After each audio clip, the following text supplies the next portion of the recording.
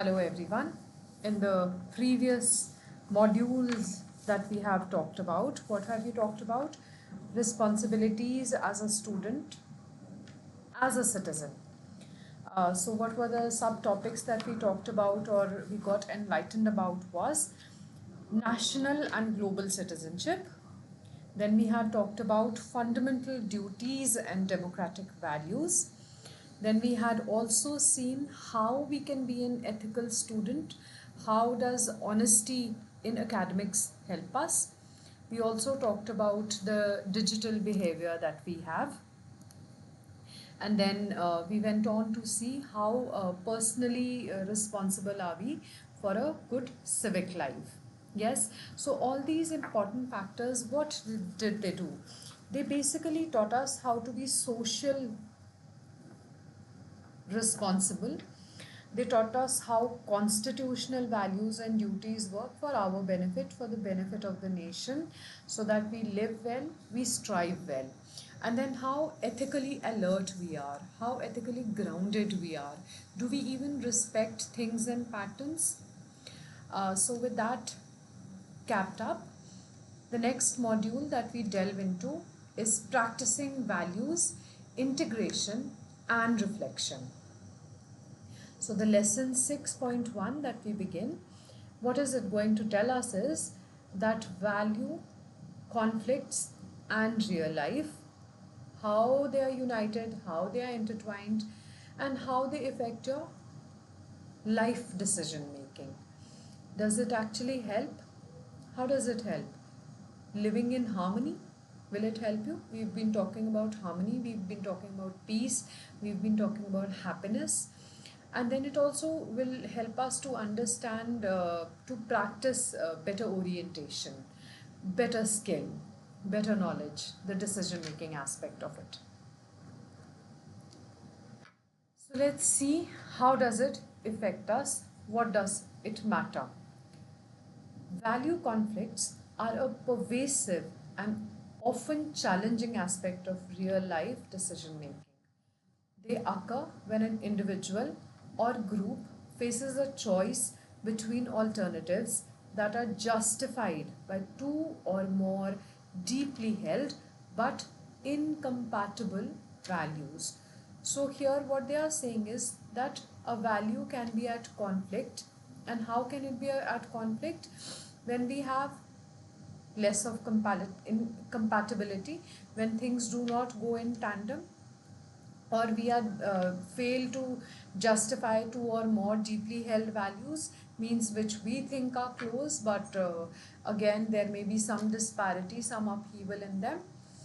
So unlike simple preferences or goals, values are enduring beliefs about what is important to us as a person, what is good for us, what is good beneficial for us, or what is right for us. So when we say right, it has to be discernment, serving as guiding principles in life.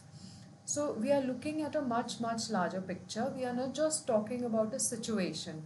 See, every situation molds us. So all the values that we have, whether we consider them small, whether we consider them big, whether we consider them significant, whether we consider them insignificant, how is it helping enduring our beliefs, knowing what is important, knowing what is good, knowing what is right, and actually guiding us, just like a big torch in your hand. But then do remember that the button of the torch is in your hand. So when you turn it on for your benefit is for you to decide. How value conflicts influence decision making. So, do you think that value and the conflicts that we carry, not always, but at times, will it hamper decision making, or will it enhance your decision making? How it is going to influence? There will be certain things which are negative, there will be certain things which will be positive. So, let's see how it will affect. Psychological discomfort. What is psychological discomfort? Is cognitive dissonance, means a disconnect or a little disbalance. Do you think it will put you into discomfort or disbalance? This discomfort can manifest as hesitation, difficulty in justifying the choice, or emotional unease. Now, what is the key aspect in the entire scenario of psychological discomfort? The entire scenario is based upon your conscience, which everyone has. Whether we accept it or we don't, we do have a conscience. So, when we say that we manifest hesitation, means your conscience is going to be poking you whether what you are trying to attempt is right, whether what you're trying to attempt is not correct. Difficulty in justifying the choice. Sometimes, when we tend to make the wrong choice, are we able to justify our action? Are we able to convince our heart and mind that what we've done is right and it is acceptable? It may be or it may not be, given the situation is. Or emotional unease. So, the same thing, that conscience is going to help you to decide whether it is going to be good for your heart, good for your mind, good for your body, for you to decide. So, the psychological discomfort. And psychological discomfort goes a very long way. It is not for the moment. You just keep thinking and rethinking about it. And what happens is you spoil your mental health. Then we have competing desirable outcomes. Then there are certain times that we as humans wanted to function in a certain way. And when we are not able to balance it out, it doesn't go our way. So, what happens then? Value conflicts often arise when there are multiple attractive goals, each aligning with a different opposing value. So you may be wanting something, and you may also have a path to achieve that goal, but then you come across something which is more attractive. We've talked about, or we've heard about, eye candy. What does eye candy mean? Anything which is appealing to your eye, or anything which is at that point you find useful. It may not be useful later on, but you still decide to choose that particular thing because you are justifying yourself with whichever cause that you have. So what happens is, each value that you have, it is opposite. Okay, so it is like a conflict. You are unable to decide. What you choose to decide is something which is very flashy. Even with children, it is. If you show them two articles or two toys, the toy which is more flashy, irrespective of its use being less or it being not very sturdy, the child is going to pick up what is attracting it.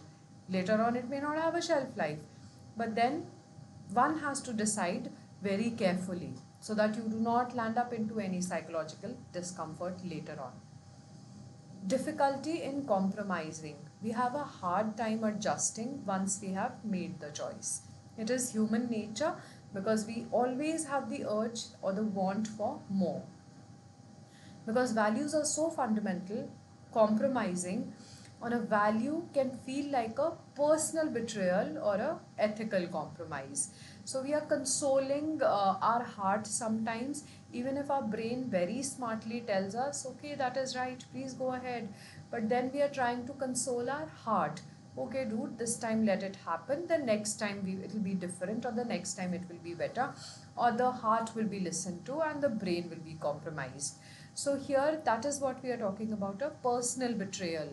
How can it be personal? Because we have betrayed our own value system. We have compromised our own ethical system, making resolution particularly challenging. So, whatever we have continued to do, it may not be acceptable totally, but we have sort of convinced ourselves that the option that we picked up is better for us at that point in time.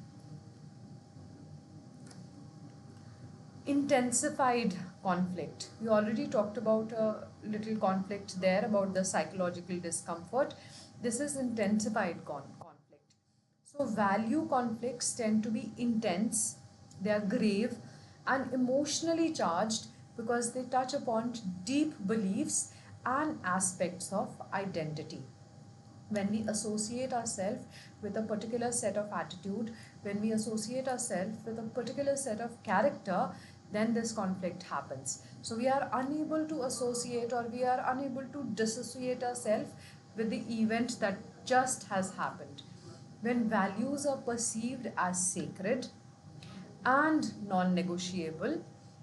Sacred and non-negotiable means you cannot hamper them.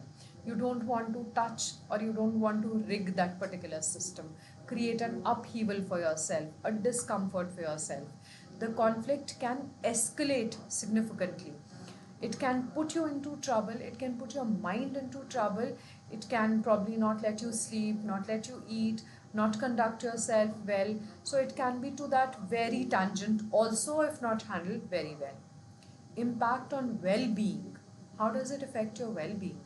Prolonged or unresolved value conflicts can lead to psychological stress. We've already talked psychological discomfort, anxiety. We know that the outcome is not going to be very long, for a very long time. It is not going to be momentous, it will be momentary. But then, because it may carry some negative thing about it, we keep thinking about it. It is human nature, but once we have indulged into an unethical behavior, it is there to stay. It is there. And a decrease in overall well-being. Well-being, it can affect your health, physical health, it can affect your relationships, it can affect your mental well-being. So if you think that all these aspects, your health, your mental well-being, your relationship are important, then you need to decide well how it is going to affect, how, what impact will it have on you, what impact will it have on the environment around you, what impact will it have on the society around you, of the people that are in the society that are around you. So it is a mindful game. Now we will see examples of value conflicts in everyday decisions. Like there are smaller things, but we need to be mindful. Personal versus professional is just a scenario.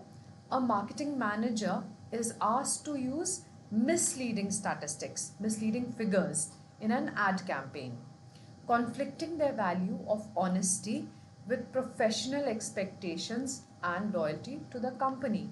So he may not have been willingly doing it, but he is doing it because the need exists over there. Yeah. So that is why the conflict is also there. So here he needs to decide whether he will use the misleading statistics in the ad campaign or be honest enough and do it things the other way. Probably that product will have certain other benefits that he can showcase and win a reputation for the company, win business for the company. Now, an example for individual versus societal, an individual versus a group. Someone who values environmental sustainability may clash with a company's practice that prioritize profit over eco-friendliness. So here we are talking about the single-use products, the use and throw products. So any person who is very, very strong with their belief system of not harming the environment will not use or indulge into using things which are not eco-friendly, or will use things which can be recyclable.